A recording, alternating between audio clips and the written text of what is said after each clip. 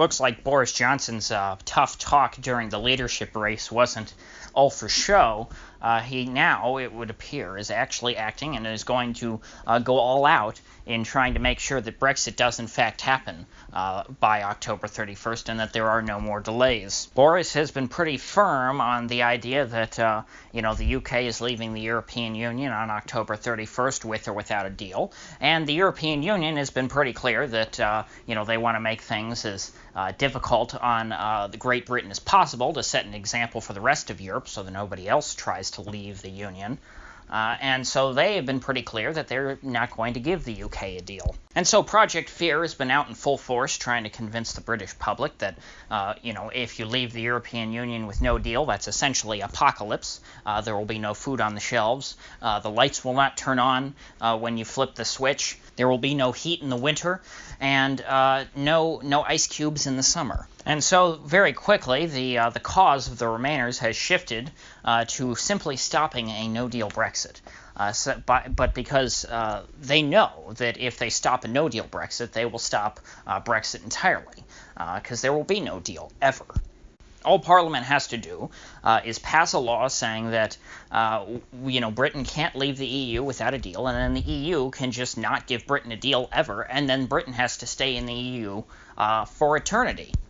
In one fell swoop, Parliament will have nullified the original Brexit referendum, and it will be rendered completely meaningless. Of course, even if the EU was willing to give Britain a deal by any terms, that really wouldn't be Brexit, though. A Brexit with a deal is not entirely Brexit. To the extent that there is a deal, Britain is not leaving the EU. They're simply changing their relationship with the EU. It's essentially a renegotiation of their current EU membership, because any deal would continue to link the EU and Britain politically into the future. And the whole point of Brexit is to de-link Great Britain from the European political structure. The goal of Brexit is full independence, not a greater level of self-government within the EU. Brexit with a deal would make Britain more of a part of the EU than Australia is a part of the British Empire. And so it's for that reason that I have always advocated that there be a no-deal Brexit, and I've been pretty optimistic that that would happen, because I'm pretty certain that the arrogant Eurocrats are completely certain that if Britain leaves with no deal, that there will be an absolute disaster, and that would be absolutely the worst thing for Britain and the best thing for the EU. It would show the world that you can't leave the EU, and that you'll suffer and die. But I've said the complete opposite. I think that the EU is a terrible drain on the economy. Now, of course, I don't think that domestic British political administration is much better, but at least if you take off the layer of EU regulation and all of their terrible laws, well, then at least you have somewhat of a fighting chance. The British then can at least, work on their own laws, and which will still probably be terrible and, choke out their economy. So in order to ensure that this happens, that the British the Britain does in fact leave the EU on October 31st, Halloween night, with or without a deal, Boris has to somehow stop Parliament from passing a law to prevent that. And in order to do that, apparently, he has invoked the nuclear option. And that, of course, is suspending Parliament, which is not something the Prime Minister can do. Of course, the Prime Minister is appointed by Parliament to carry out their will. So the Prime Minister can't very well dissolve the body that commands him. However, the Queen, one of her few powers apparently, is that she can still suspend Parliament. And Boris has asked her to do just that. That really is the only way to prevent Parliament from passing a bill that would effectively stop Brexit from ever happening. And many people are decrying this as undemocratic, as you might imagine, because the Parliament is supposed to be the instrument of the popular will. So if you dissolve Parliament, you're essentially abandoning democracy and going about things on your own way.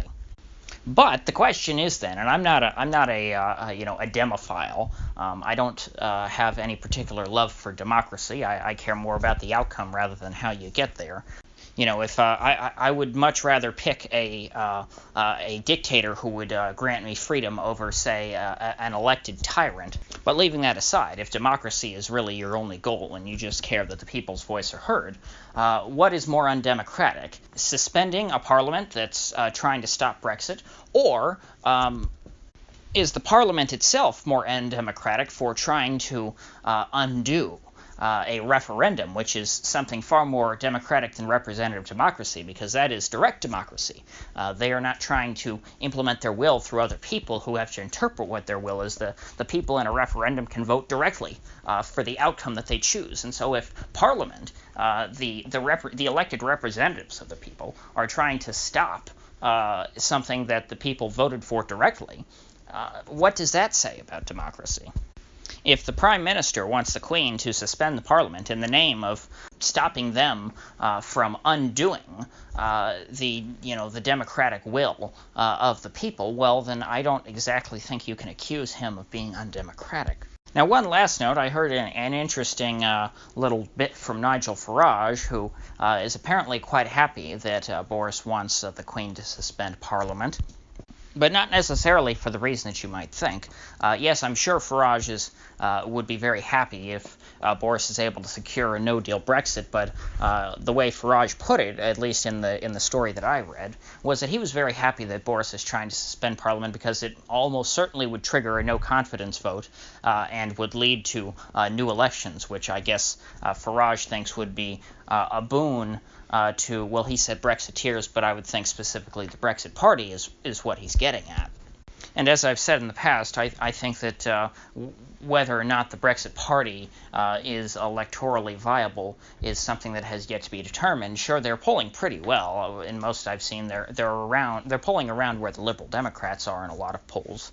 However, if past is prologue, if you look at the party led by Faraj in the past, UKIP, there have been many elections where, well, not many, but a couple elections where UKIP led by Faraj was polling pretty high. However, on election day, their support was so evenly distributed across the United Kingdom that they were unable to win even a single seat.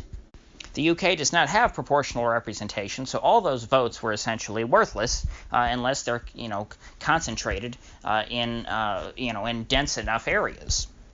And if I remember correctly from the previous EU Parliament elections, in which the Brexit Party did pretty well, the EU has sort of a hybrid regional proportional representation system, and the Brexit Party still had support that was pretty evenly spread across the country. And I think based on that they're going to have a very tough time winning in single-member districts. So even though they're polling at about 14% right now, I do not think that they're going to secure 14% of the seats in Parliament.